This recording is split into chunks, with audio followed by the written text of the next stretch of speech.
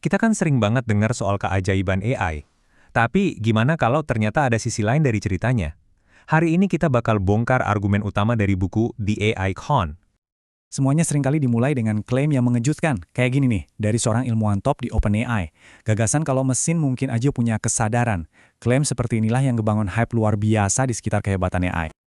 Tapi, gimana kalau semua kehebohan ini, seperti yang diungkapkan buku tersebut, sebenarnya cuma akal-akalan aja, sebuah penipuan besar? Oke, yuk kita bedah penipuan besar AI ini. Menurut buku tersebut, semua sensasi yang kita lihat ini bukan kebetulan, ini adalah pengalihan perhatian yang memang disengaja. Jadi, apa sih sebenarnya hype AI itu? Menurut buku ini tuh narasi yang bilang kalau ada teknologi baru yang wajib banget Anda ikuti biar nggak ketinggalan zaman. Hype ini bikin para penciptanya kelihatan kayak dewa, tapi yang paling penting, tujuannya adalah buat mengalihkan perhatian kita semua dari dampak buruknya di dunia nyata. Nah, hype yang lagi rame sekarang ini terobsesi sama yang namanya PUM, atau probabilitas kiamat gara-gara AI. Dan ini cerdiknya.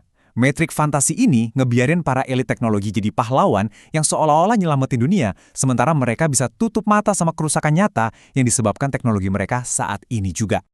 Jadi, apa sih sebenarnya yang ada di balik layar teknologi kayak ChatGPT itu? Apa beneran cerdas? Ternyata cara kerjanya gini.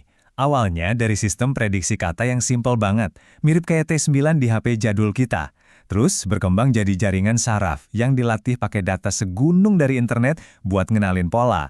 Dan sentuhan terakhirnya, ada pekerja manusia yang dibayar murah buat nyaring hasilnya biar nggak terlalu beracun. Jadi ini bukan soal kesadaran ya, ini murni soal pencocokan pola. Inilah yang membawa kita ke metafora utama dari buku ini, Beo-stokastik. Maksudnya, sistem ini tuh jago banget meniru bahasa. Persis kayak Beo, tapi sama sekali nggak punya pemahaman atau niat.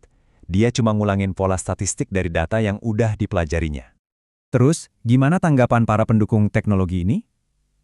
Mereka bukannya ngebantah. Malah, kayak yang dibilang CEO OpenAI Sam Altman, mereka justru bilang kalau manusia juga sama aja. Nah, ini argumen yang licik banget kan? Ujung-ujungnya malah merendahkan nilai kesadaran manusia itu sendiri. Jadi, sementara kita sibuk dengan perdebatan filosofis kayak gini, perhatian kita sengaja dialihkan dari sesuatu yang jauh lebih penting, bahaya nyata yang udah terjadi tepat di depan mata kita. Nah, inilah inti dari penipuannya.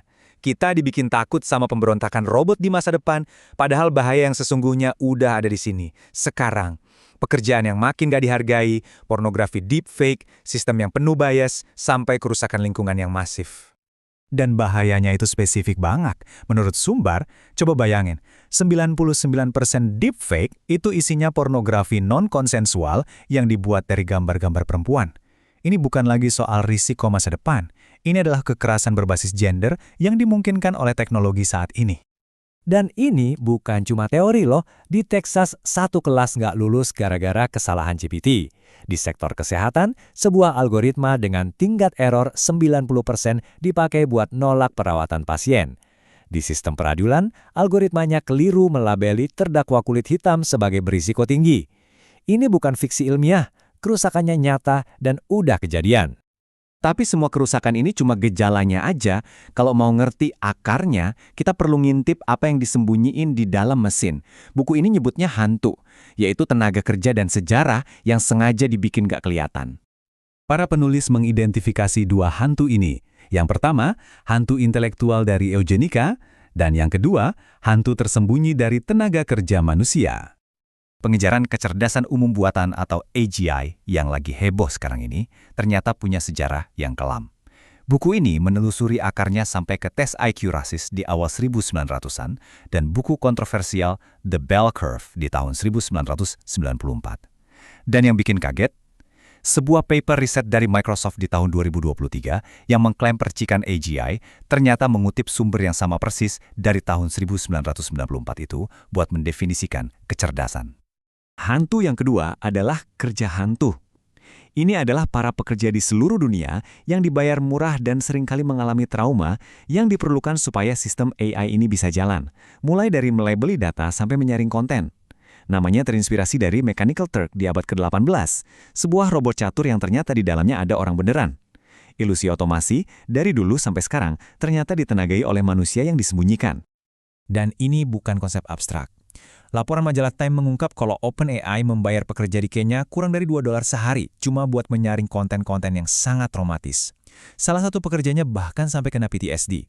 Inilah harga yang harus dibayar manusia, yang disembunyikan di balik keajaiban AI. Oke, setelah ngelihat semua masalah ini, gampang banget buat ngerasa nggak berdaya.